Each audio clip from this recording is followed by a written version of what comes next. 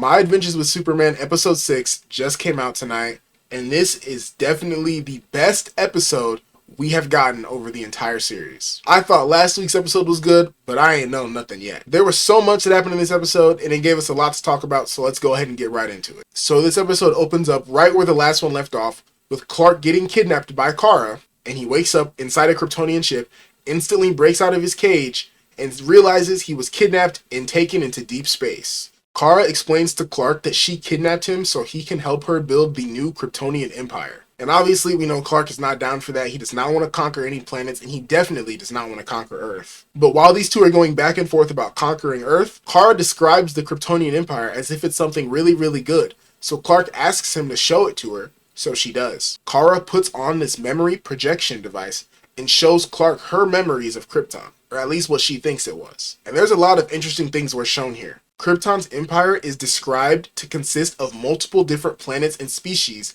based off the way Kara's talking about it. And they don't show us other species in the empire in this scene, but the way she says it pretty much sounds like they would go to other planets and conquer them and help them and join the empire, and they would be part of one like multiple planetary wide empire. And that's just a new take on Krypton that I don't know if I've seen. I don't know how many times that's been done in the comics before, but I thought it was definitely an interesting take, especially because Krypton is a peaceful planet, so it does make sense that they would reach out to other planets to try to help them expand and grow and learn. And the second thing I thought was interesting about this scene is the fact that in her flashbacks of Krypton, the Kryptonians are using their powers. Again, I don't know how much this has been done in the comics because I have not read every single Superman comic ever, but normally there's a red sun on Krypton, and that's why the Kryptonians lost their planet and all died, because they were too weak to do anything to stop it. So I find it interesting that here the Kryptonians all had their powers and they still couldn't stop Krypton from being destroyed.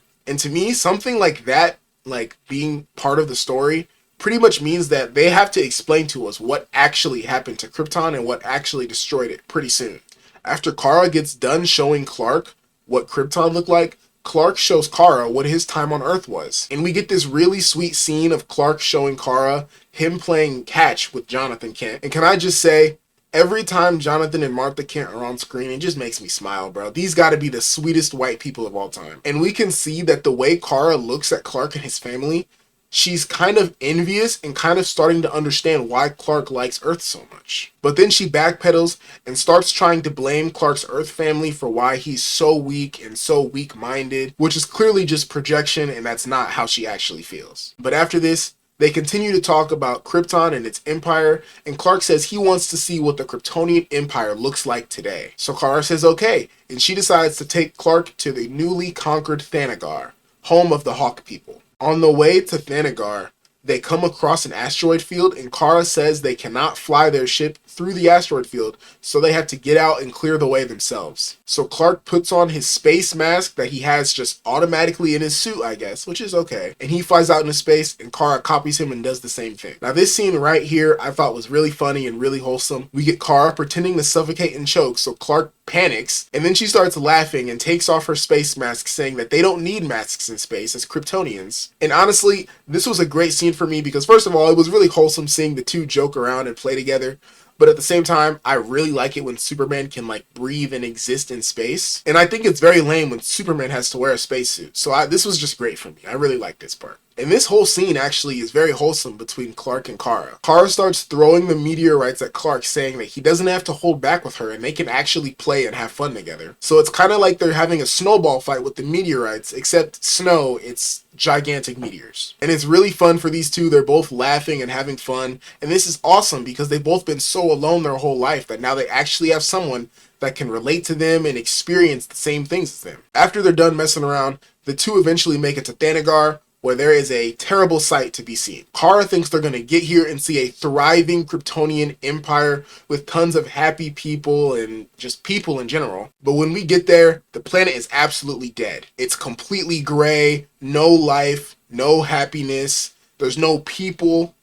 The buildings are destroyed. Thanagar is dead. And Kara is so confused and saddened to see this. And of course, Clark is like, yeah, I'm not letting this happen to Earth. But after they find out what happened on Thanagar, they get summoned back to Kara's father. And this is where the episode gets even better. They walk into a throne room and Kara kneels, and Kara tells Clark, you need to kneel too. And right here at this part, I was like, oh, this gotta be Zod. Because they would not be focused on kneeling so much if it wasn't Zod. You know what I mean? And Clark's like, why do I have to kneel in front of Zor-El? Like, he's my uncle. I shouldn't have to kneel. And Kara's like, who's Zor-El? Which means, like I said in my last breakdown video, that this could not be her actual father. And it's revealed to us that this guy, this robot guy, Kara's father, is none other than Brainiac. We pretty much knew this for a long time. There wasn't many, like, robotic Superman alien characters that aren't Brainiac. Wasn't many, like, very guesses. We pretty much knew this was Brainiac. It's just a very interesting design, and I kind of, I'm getting used to it. It's alright. But regardless of his design,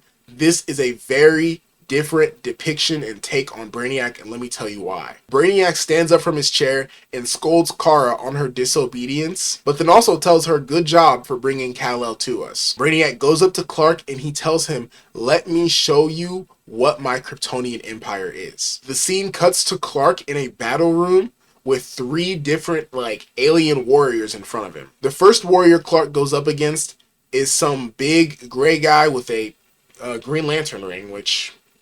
there we go. And I really like the way this Green Lantern fights. It's completely unique. I have not seen anything like this before. And I've seen some people say it low-key looks kind of weird. But I like this. This is different. And this is interesting too. And the other 2 warriors in this room are a Thanagarian, aka a Hawk person. And to me, the last one kind of looks like a Parademon. I don't know if I'm like tripping or if I'm reaching on that, but it kind of looks like a Parademon to me. But as Clark defeats each of these warriors, we find out that these are warriors who've had their consciousnesses uploaded into these Brainiac robots to fight for him. And this is just very cruel as we see one of the warriors cry and show signs of suffering and distress in the middle of the fight. And this is where we start to learn that Brainiac and this Kryptonian Empire is not what we thought it was. One thing I low-key forgot to mention though is that while Clark is fighting one of these robots, he gets a super power-up that completely reflects Superman Blue. We've seen him get his lightning energy power-ups before, but not on this scale where it takes over his complete body like this and he holds it for a while. And one thing I took notice of in this episode is the fact that they keep expanding on Superman's new powers and his like different abilities, but they're not at all explaining to us what they are. And it's kind of getting to a point where I'm like, bro, are they gonna explain what this is? Even if Brainiac sees it and doesn't even explain it, I'm low-key getting to the point where I'm like, dude, I don't even think they're gonna explain it. I think they're just gonna keep doing it. And you know what?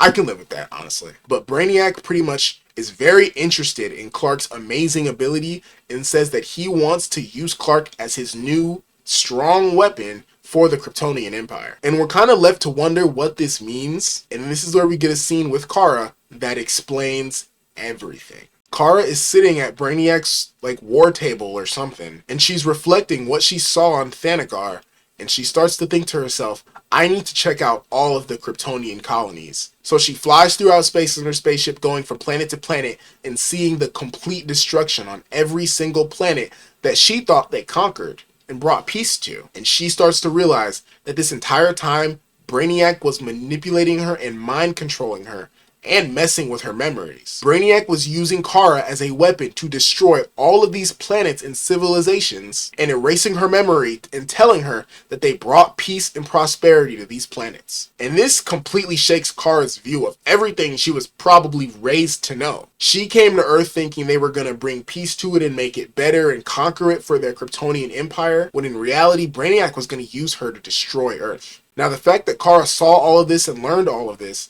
is a very good thing, because this will make it very easy for her to team up with Clark and protect Earth in the future episodes. But anyways, we get our segue into the next episode with the final scene being Kara grieving over all that she's done and all that she's been manipulated.